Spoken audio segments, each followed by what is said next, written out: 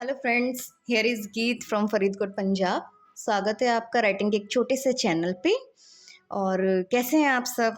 मुझे उम्मीद है आप सब बहुत अच्छे होंगे और अपने दिन की शुरुआत हमेशा एक अच्छे विचार के साथ करें, एक पॉजिटिव वर्क के साथ करें।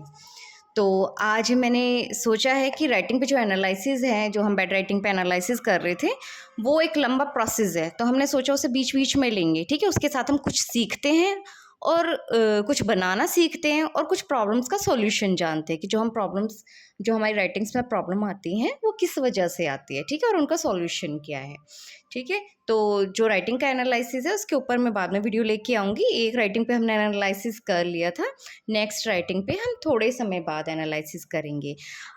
मैंने सोचा कि हम अपने अल्फ़ाबेट स्टार्ट करते हैं। जो हमारे स्मॉल स्मॉल अल्फ़ाबेट होते हैं वो बहुत इम्पोर्टेंट होते हैं, क्योंकि हम जब कुछ भी लिखते हैं हमारी राइटिंग्स में सबसे ज़्यादा जो लेटर्स हैं वो कौन से होते हैं? वो सबसे ज़्यादा स्मॉल अल्फ़ाबेट्स होते हैं।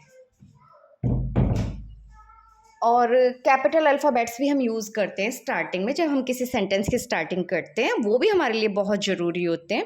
बट मोस्टली जो हम लेटर्स बनाते हैं वो हमारे स्मॉल अल्फ़ाबेट्स होते हैं, तो स्मॉल अल्फ़ाबेट्स का क्लियर होना बहुत ज़रूरी है, ठीक है? और कैपिटल अल्फ़ाबेट्स में जो जनरली स्ट्रोक्स होते हैं वो लाइन्स वाले होते हैं, तो लाइन्स वाले बच्चे ईजिली बना लेते हैं। लेकिन जो स्मॉल अल्फ़ाबेट्स होते हैं उनके अंदर कर्व होता है, लूप्स होती है, तो उसे बनाने में ज़्यादा प्रॉब्लम्स आती हैं, ठीक है? उस पे भी हम आएंगे बीच बीच में, कैपिटल अल्फ़ाबेट्स पे भी आएंगे, पर आज हम स्मॉल अल्फ़ाबेट्स सीखेंगे।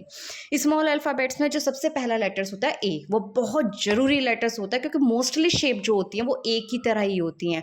और सबसे ज़्यादा जो हम राइटिंग में यूज़ करते हैं मोस्टली ए, बार बार ए आ रहा है, किसी के नाम में ए आ रहा है, कुछ भी लिख रहे हैं ए तो मोस्टली आना ही आना है उसके अंदर, ठीक है? तो आज हम सीखेंगे ए बनाना। तो देखिए, सबसे पहले मैं आपको स्ट्रेट ए बनाना सिखा रही हूँ। और एक बात और मैं आपको बताना चाहूँगी कि ये जो हम सीख रहे हैं ये राइटिंग है, ये कैलीग्राफी नहीं है। कैलीग्राफी में जाते ही रूल्स अलग हो जाते हैं, ठीक है? तो हम जो सीख रहे हैं वो राइटिंग है, और राइटिंग में जस्ट राइटिंग के रूल्स चलेंगे, हम कैलीग्राफी पे नहीं आएंगे। Calligraphy is a different thing, okay? तो चलिए बनाते हैं ए। ए बनाने का तरीका क्या होता है? देखिए, जो ए बनाते हैं इस तरह से हम अपना छोटा सा स्ट्रोक्स बनाते हैं, और फिर इसके बाद हम ये अपना सर्कल बनाते हैं। एक्चुअली ये सर्कल नहीं होता, ये ओवल होता है, ठीक है? सर्कल जो होता है वो इस तरह से होता है, तो हम सर्कल नहीं बनाते, हम बनाते हैं ओवल, राइट? तो अब मैं आपको बताती हूँ कि इसे बनाने का सही तरीका क्या है, ठीक है? हम किसी भी लेटर्स को, किसी भी चीज़ को सीखते हैं ना, तो सबसे पहले हम उसे बड़ा बनाना सीखते हैं, ताकि हम उसकी छोटी छोटी चीज़ों को कवर कर सकें। जैसे जूम करके देखते हैं ना हम किसी पिक्चर्स में, अगर हमें कुछ देखना हो, कुछ गहराई से देखना हो, तो क्या करते हैं? हम उसे जूम कर करके देखते हैं, राइट? इसी तरीके से हम अपने लेटर्स को पहले जूम करेंगे, उसकी स्ट्रोक्स को अच्छे से क्लियर करेंगे माइंड के अंदर, उसकी पैटर्न्स को, उसकी शेप को, फिर हम स्मॉल पे आएंगे। इसी तरीके से अगर आपने किसी बच्चे को भी सिखाना, तो सबसे पहले उसे जूम करके बनाना सिखाइए, उसे बड़ा बनाना सिखाइए। अगर वो बड़ा सही बना रहा है तो वो छोटा भी सही बना लेगा, ओके? तो हम एक पहले बड़ा बनाएंगे। देखिए, जो स्ट्रेट ए होता है, स्ट्रेट ए स्ट्रोक्स हमारा स्लैंटी होता है।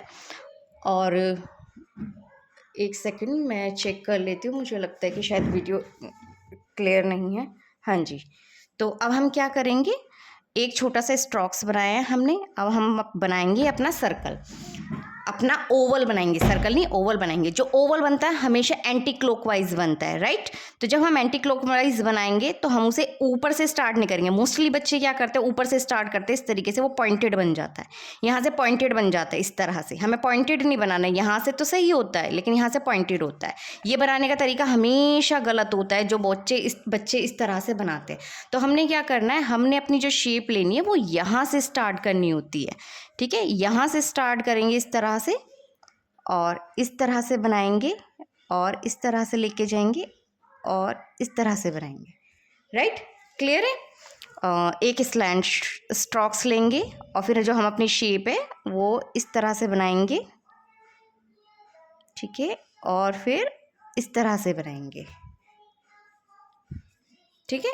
हम अपना जो ये ओवल है ये कभी भी यहाँ से स्टार्ट नहीं करेंगे। हम अपना ओवल कहाँ से स्टार्ट करेंगे? हम अपना ओवल स्टार्ट करेंगे, एक सेकेंड, हम अपना ओवल स्टार्ट करेंगे यहाँ से, ये इस तरह से, इस तरह से ओवल स्टार्ट करेंगे।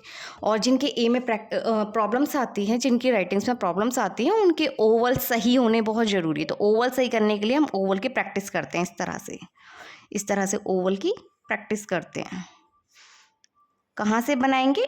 नीचे से बनाना स्टार्ट करते हैं, यहाँ से बनाना स्टार्ट करते हैं इसे, और हमेशा इसे जोड़ के बनाना है, हमेशा इसे जोड़ के बनाना है। जहाँ से स्टार्ट करेंगे वहीं पे इसको टच करना है, वापस यहाँ पे इसको टच करना है, फिर इसके अंदर ये वाली शेप बनानी है। ठीक है, ये वाली शेप बाद में बनानी है। तो सबसे पहले तो हमारा ये वाला स्ट्रोक्स होता है,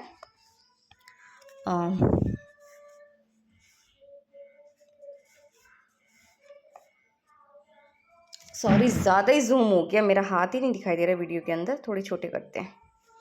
ठीक है,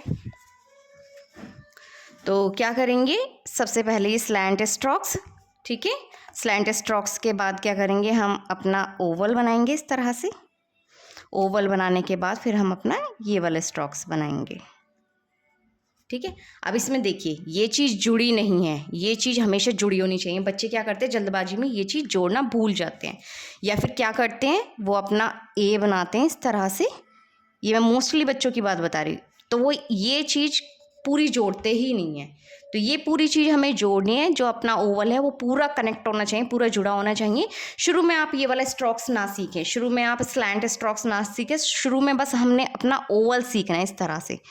एक बार ओवल सही बनना शुरू हो गया इस तरह से, तो फिर क्या करेंगे, लेटर्स जोड़ना, ये चीज स्ट्रोक्स जोड़ना, ये तो बहुत इजी है। ठीक है, कोई भी जोड़ लेगा बाद में। अब आते हैं कि ये तो हो गया हमारा स्ट्रेट, ये हो गया हमारा स्ट्रेट ए।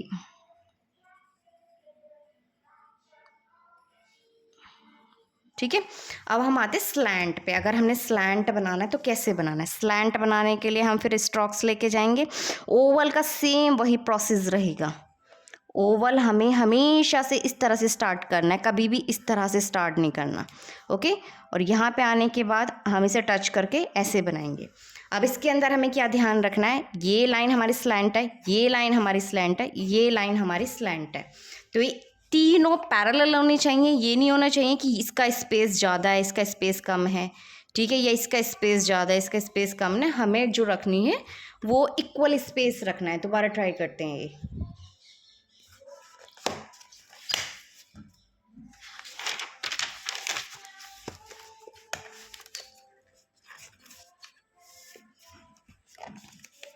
ये एक स्लैंट बनाते हैं, एक स्ट्रेट बनाते हैं। ठीक है,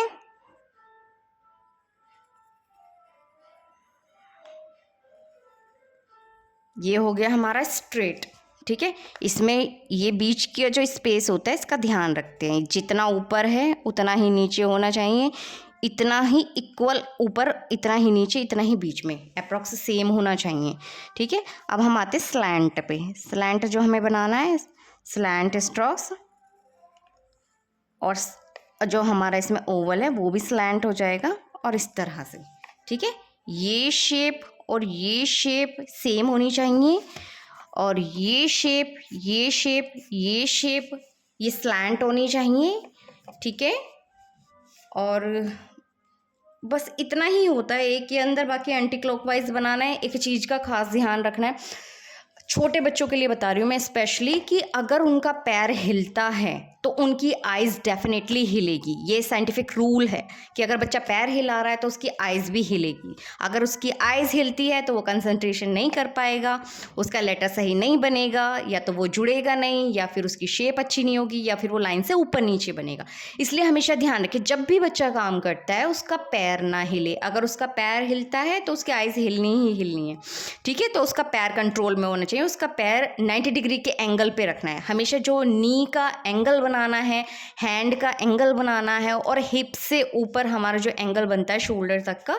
ठीक है, और ये 90 के एंगल बनाने, अपने नी का एंगल, अपने शोल्डर तक का एंगल, और अपने हैंड का एंगल। ठीक है, हमेशा 90 डिग्री के एंगल पे बनाने, और हिलना नहीं चाहिए। ओके, मैं आपको एक छोटा सा एग्जाम्पल देना चाहूँगी। एक ट्रियासन होता है, तो जब ट्रियासन होता है तो हम उस पर एक पैर पे स्टैंड करना होता है। तो एक पैर पे स्टैंड करने के लिए एक टेक्निक बताई जाती है कि आप आप सामने किसी पॉइंट को देखें, अगर आप उस पॉइंट को देखते हैं तो आप आराम से खड़े हो सकते हैं, स्ट्रेट खड़े हो सकते हैं। लेकिन अगर आप उस पॉइंट को नहीं देखेंगे, बस आप इधर उधर देखेंगे, तो आप 100% एक पैर पे